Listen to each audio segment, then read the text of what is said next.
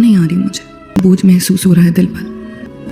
लेकिन किस्मत ना जाने क्या चाहती है, बार बार मुझे तुम्हारी नजरों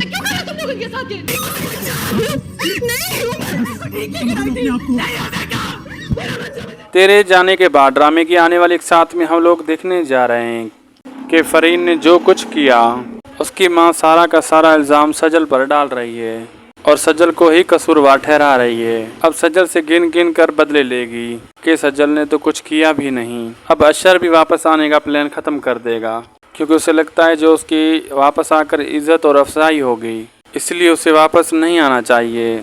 अब तो सजल बिल्कुल ही अकेली हो चुकी है। अब उसकी सास उसे हर वक्त टॉर्चर करेगी। सिर्फ यही नहीं और उनके हाथ अब ये बात भी आ जाएगी कि वो उमैर से मोहब्बत करती थी, इसलिए अब अशर को भी उनके खिलाफ कर देंगी। आप लोगों को ये ड्रामा कैसा लग रहा है? अपनी कीमती राय कमेंट बॉक्स में दीजिए। वीडियो अच्छी लगी तो लाइक शेयर सब्सक्राइब करना ना भूलिए। अल्लाह हाफिज़।